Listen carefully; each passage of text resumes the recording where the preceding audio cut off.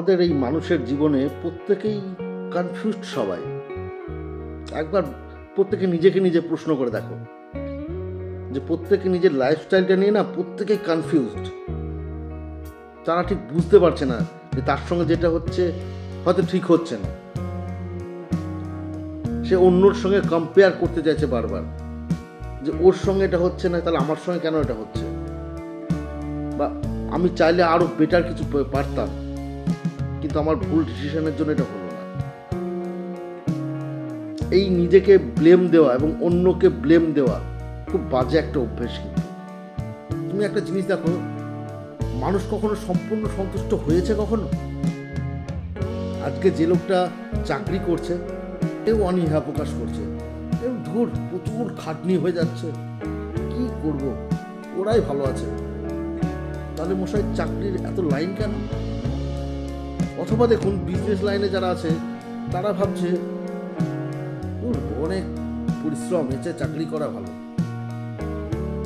তাহলে মশাই বিজনেস এত লাইন কেন? লোকে এত বিজনেস করার জন্য এত ইনভেস্ট করছে কেন?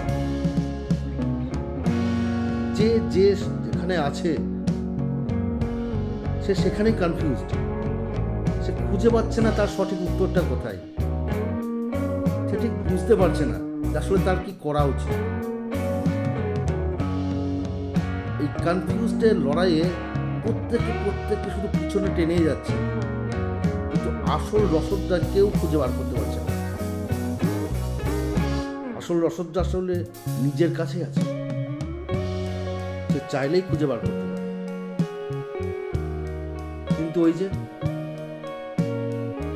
সামনের দিকে আঙুল তুলতে হবে, এই আঙুল তোলা অভ্যেসটা আমাদের মানুষের আষ্টে পৃষ্ঠে জড়িয়ে আছে মানুষের, যার ফলে সে আর কনফিউজডের চাবিকাঠি থেকে বেরোতে পারছে না। তাই ব্লেম না দিয়ে যে যেখানে আছে আমরা যদি সেই জায়গাটাকেই সঠিকভাবে ইউটিলাইজ করতে পারি, তাহলে দেখবো সব প্রবলেমের সলিউশন আছে।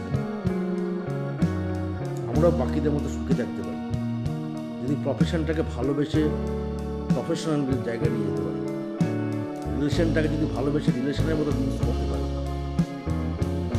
আগে ভালোবাসতে হবে সেই জায়গাটাকে। তুমি যে প্রফেশনে আছো সেই প্রফেশনটাকে যদি ভালোই না বাসতে পারো, তাহলে পৃথিবীর কোনো প্রফেশনে গিয়ে তুমি স্যাটিসফাই হবে না। তুমি যদি নিজের রিলেশনশিপটাকে নিয়ে নিজে স্যাটিসফাই না হও, পৃথিবীর যে কোনো কারোর সঙ্গে তোমার রিলেশনশিপ হলে তুমি স্যাটিসফাই হবে না। ইটস ইম্পসিবল, বিকজ আমরা টোটালি কনফিউজড। এটা আমি নয়, এটা প্রত্যেককে জিজ্ঞেস করে দেখো তোমরা একবার। আমরা প্রত্যেককে ব্লেম দিয়ে চলি সকল সময়।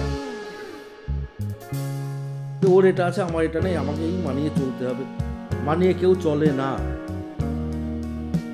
তুমি যেখানে আছো সেটা তোমার জন্য বেটার, তিনি যেখানে আছেন সেটা তার জন্য বেটার।